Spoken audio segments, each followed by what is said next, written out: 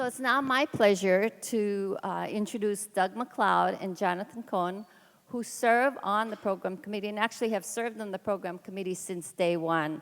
They've been tremendous inspirations for what can happen here, and we're all very grateful for their leadership in this effort. So please help me welcome both of them as they provide the bridge from last year to now.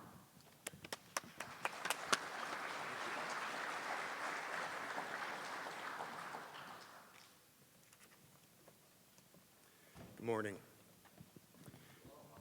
Aloha. Last year, our conference focused on Hawaii's efforts to implement what was then a new law requiring that 100% of the electricity provided by public utilities in our state would have to come from renewable energy sources by 2045. It was a focus on how to implement a goal that had been set by the legislature, not so much a discussion of why. One of the really interesting things that happened as the year went on was that the general public in Hawaii reacted very, very positively to the law. You know, not long ago, I had a chance to moderate a public meeting here on Maui where our local utility was making its proposal on how to meet the 100% goal. In other words, the specific generation mix that they were proposing. And I have never seen anything like this. The public broke into spontaneous applause, not just once, but twice, as the utility set out its plans. And I've got to tell you, in all of the prior meetings I've attended with this particular utility, you know, the real question was whether they were going to be booed by the audience. This was just a remarkable thing to see. And I just want to emphasize that the public in Hawaii really seems to be both proud and taking ownership of the 100% RPS standard. But another thing that became clear as the year went on was that the general public thought that the scope of this law was far broader than it really was. A lot of people believe that Hawaii has a plan to replace all fossil fuels, not just those used in the electricity sector. In prior years, we called ourselves an energy conference. But if you look at what we actually talked about, it was pretty much grid-tied electricity. We had some exploration of LNG and some discussion of electrification of transportation as adjuncts to a core discussion about the grid. And that makes sense. Historically, for us, our program committee has very deep roots in the electricity sector. This year, we decided it was time for our content to more accurately match our name. You'll see that we've used this phrase, all things energy, not just electricity. The more we thought about a broad examination of energy, the more we found that in the same way last year's conference was about how, this year is about why. Why are certain forms of energy being favored as cleaner or more renewable? And do the existing classifications really match our broader goals? Let me give you a few specific examples. Once you start wrestling with the definition of energy, you find it's surprisingly hard to define food as something opposed and different to energy. Is food just energy for humans? Is food something you apply a little bit of heat to, and energy something we combust completely? The longer and harder you think about it, the more complicated it becomes. We have a panel that Jonathan is moderating that's going to wrestle with the connections between food and energy. Here in Hawaii, there are two types of energy that we have emphasized to the public: clean energy and renewable energy. In the early years, there was also a lot of reference to green energy and alternative energy, but those terms seem to be fading away.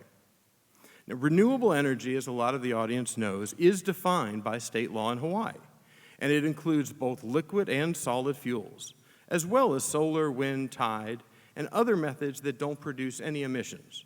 So again, in our definition of renewable energy, we include things that will produce emissions and those that don't. So we have a defined term of renewable energy, but this definition does not distinguish between methods that emit carbon and those that don't. Clean energy, as a term in Hawaii, rose to prominence with the Hawaii Clean Energy Initiative circa 2008. Although parts of the Clean Energy Initiative were enacted into legislation, there was no definition of the term clean energy. It's clear from the context that oil imported to Hawaii was not clean, but no effort was made to say whether energy sources were clean by virtue of lower impacts to human health or to the environment. Since the last energy conference, there has been a significant increase in the amount of competition that we're seeing in Hawaii between what is being marketed as clean energy and what's being marketed as renewable energy. The gas company has begun a marketing campaign saying that they are the clean energy company. They advertise that if a commercial customer installs fossil fuel-fired generation behind the meter, that they can reduce both costs and carbon emissions.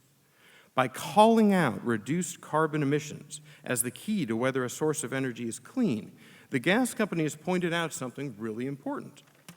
Using our current definition of renewable energy, it would be possible for Hawaii to meet a 100% renewable standard, but still increase carbon emissions.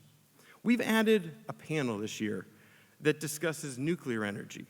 And the reason we added it is because at the national level, nuclear energy is making the same argument that the gas company is making at the Hawaii level, saying that they are a cleaner alternative because they are the low carbon source. Mahalo to Utility Dive for moderating that panel. For this year's conference, we looked for other industries outside the traditional public utility area, and we looked for industries that have similar concerns about reliability.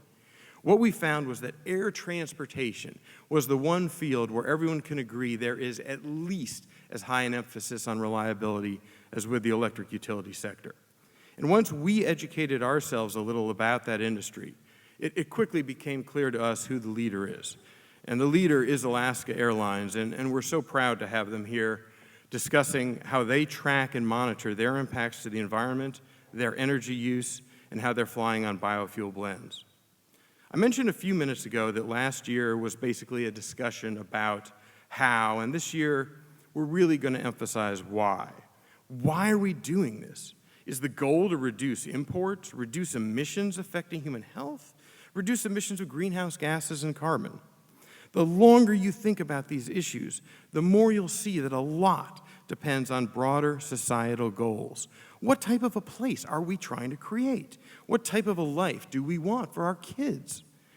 Jonathan will talk in more detail about Gil Penalosa, but suffice it to say, we really believe that we have brought you one of the world's leading speakers in this area. Brings me to one final point, and I want to make before turning the mic over to Jonathan. You know, most conferences that involve energy operate on multiple tracks. When you meet someone who attended the same conference and talk about it later, you may find that in essence you had two completely different experiences because of the different tracks that you saw. Frankly, it would have been a lot easier for us as the program committee to have multiple tracks in the program. Why? Because we are finding ourselves having to turn down so many qualified speakers when we use this format. But our view is that this audience contains just as much expertise as our speakers in the program committee. And we're not here to teach you so much as we're here to encourage interactions focused on energy. It's more likely that you have the solutions, not us. Our contribution and the reason why we have avoided multiple tracks is that we want to keep the spotlight focused on one thing at a time. So in that vein, I want to turn the spotlight over to my friend, Mr. Cohen. Thanks, sir.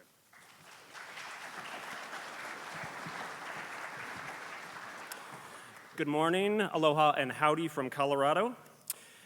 I presume everybody is well caffeinated. We have a really great couple of days of discussions. And first, I just want to say what a privilege and an honor it's been to be part of this conference for all 4 years. In fact, I'm a little surprised I keep getting asked back, but there you go. This is, again, the fourth time we've gathered here in beautiful Maui to explore the complex relationship energy has to our lives. And in that time, I think we have all seen just how quickly the energy landscape is really transforming. I think we can all generally agree that it's no longer a question of if we will see a transition to clean energy sources, but when and how fast and how do we do it to optimize the benefits. So, and also for a variety of reasons and in diverse circumstances, public officials and community leaders are seeing transition from fossil fuels to clean energy not as an obligation, but as an opportunity. We've seen utilities, we've seen them pivot from a business model of selling kilowatt hours towards becoming service companies. We've seen near-term opportunities for the power sector related to transit and transportation. And while the change from environmental and energy policies of the Obama administration to the announced policies of the Trump administration causes some serious whiplash, more and more cities are joining Hawaii in setting 100% clean energy goals, becoming the catalysts for a new energy economy and a clean energy future. And that includes my home city of Boulder, Colorado. So as Doug mentioned, this year the Planning Committee really wanted to build on the past 3 years and continue to tell a story and really focus all to spend the next 2 days broadening our thinking around energy and recognizing that it is so much more than just electricity. Of course, we need to maintain that focus on keeping our lights on and our beers cold, and I think in Doug's circumstances, to relentlessly follow the Kardashian Twitter feed. You think I didn't see your phone back there, Doug? So one of the more fascinating issues emerging at virtually every conference these days is this topic of resilience, or creating resilient and prepared communities. And while you'll see a common thread throughout this year's discussions and panels related to energy resilience and security, our hope is to not attempt to define resilience, rather provide a little bit more color in terms of what it could look like. To be clear, when I talk about building resilience, it's more than building walls stronger or pipes bigger or putting our power lines underground. It's really about people. How do we as a society, as communities, how do we prepare for acute and chronic stresses? How do we get back up when we get knocked down? How do we support each other neighbor to neighbor? How does that develop a quality of life and a sense of community? And how do we do it in a way that recognizes our collective dependence on climate and natural resources as ways to create thriving communities and economies, healthy ecosystems, and an exceptional quality of life? Well, I don't know the answer, but I think that's why we have a lot of smart people here. And I also recognize, as Doug mentioned, there's a lot of brilliance on both sides of the microphones over the next 2 days. So you are encouraged, and really we implore you to engage in a conversation both here in the auditorium, but also outside these walls.